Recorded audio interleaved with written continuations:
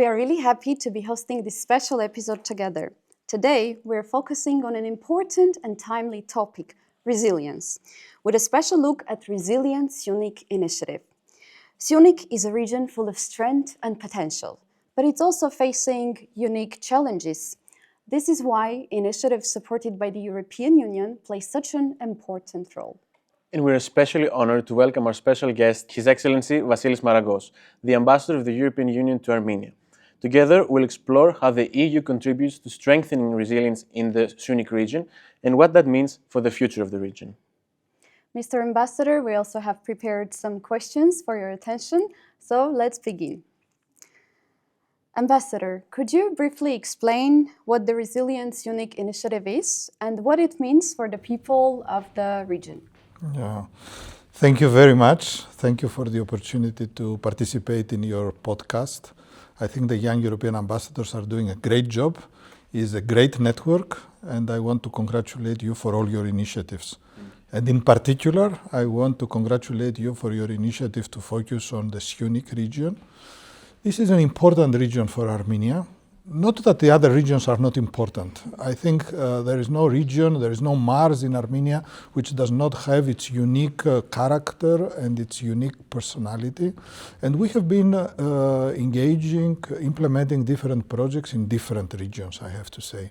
But Syunik has taken an additional importance, in particular during the COVID period, the pandemic, but also due to the different geopolitical and regional developments.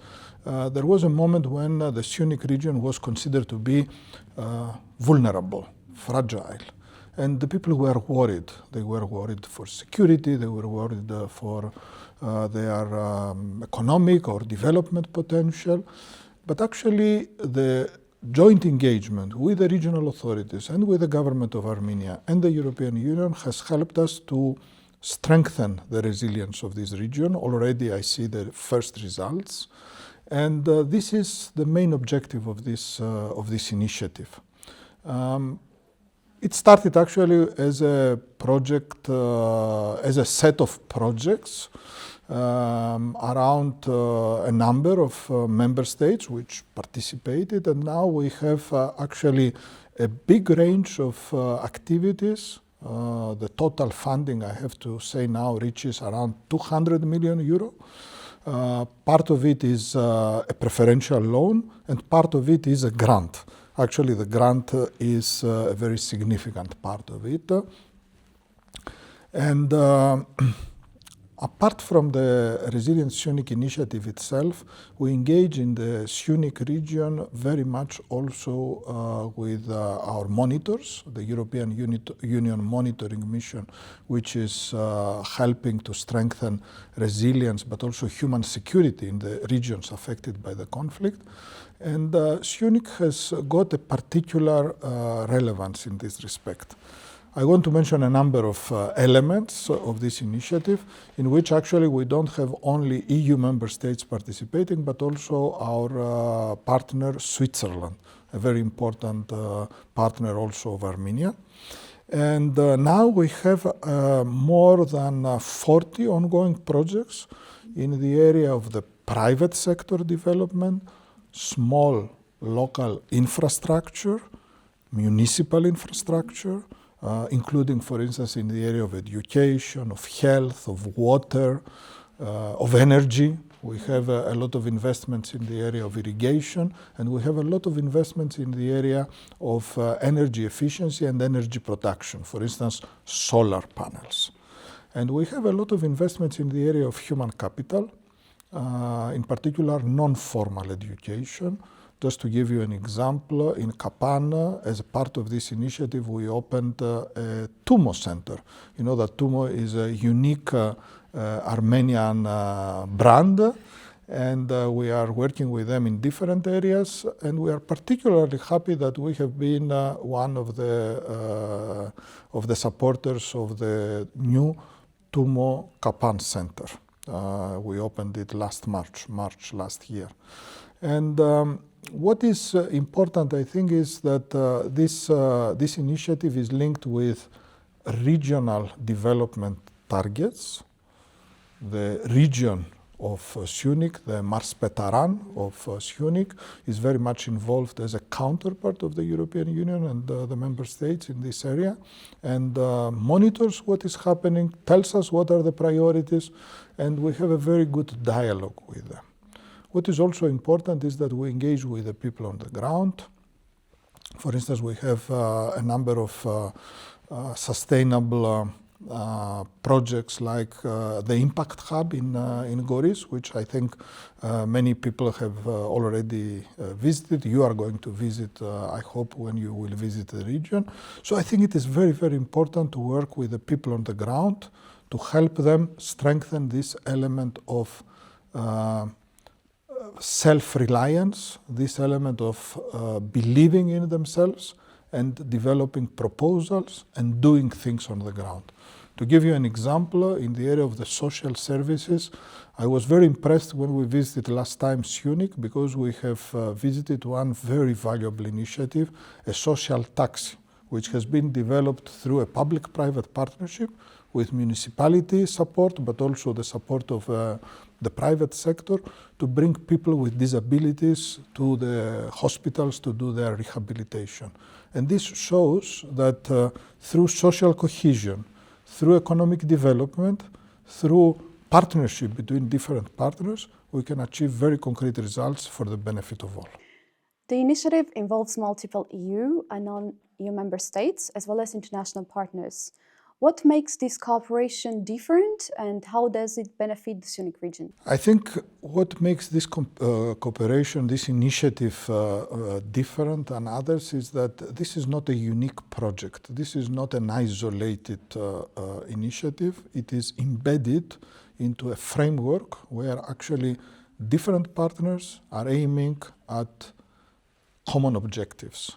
So it's a more comprehensive approach, which is aiming at the overall economic, social resilience of the region, but also benefiting a large number of people. So for me, this is really unique. And also what is extremely important, I think, is that this initiative is building on the results that we achieve together. Then the results are communicated, the people see the results.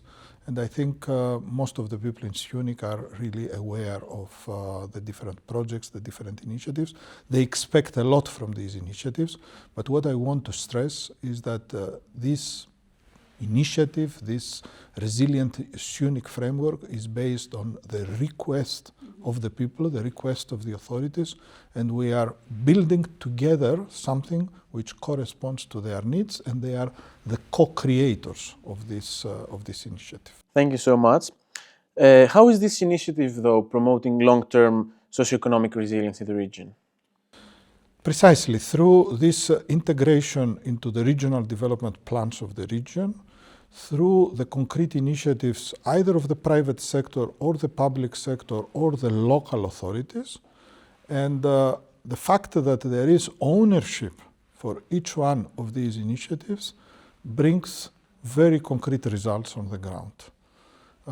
For instance, the economic development initiatives, they are based on private sector development concrete projects.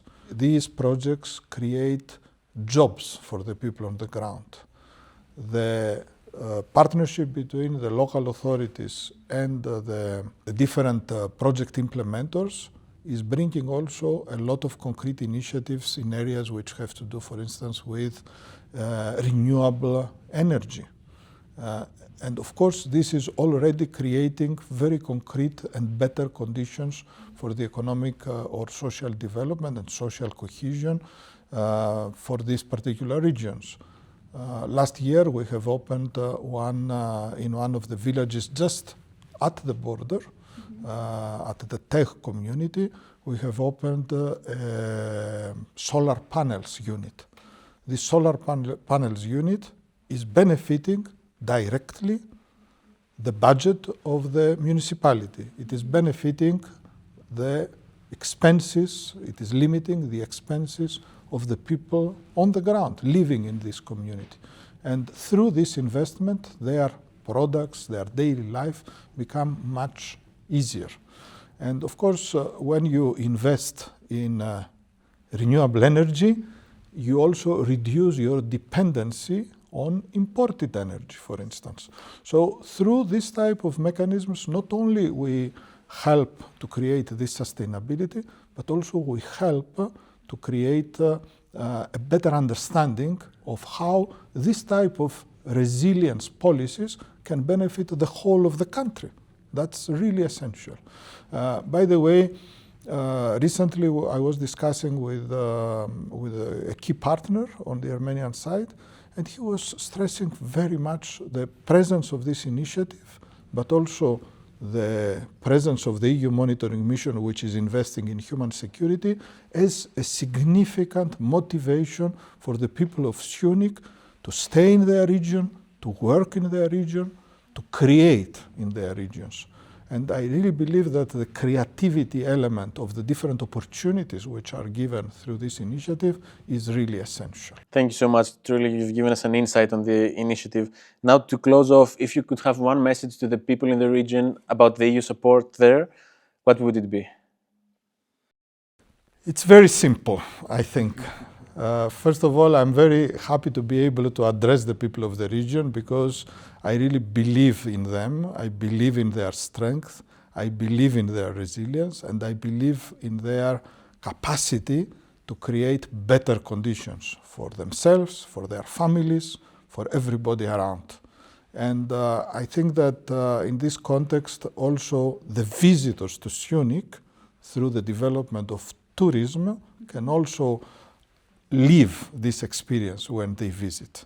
And it is not only the cultural heritage which is important to visit, this is unique across Armenia, but it is also the daily life, the daily ongoing initiatives, the fairs that they organize, the products that they produce. So my message is very simple. Believe in yourselves.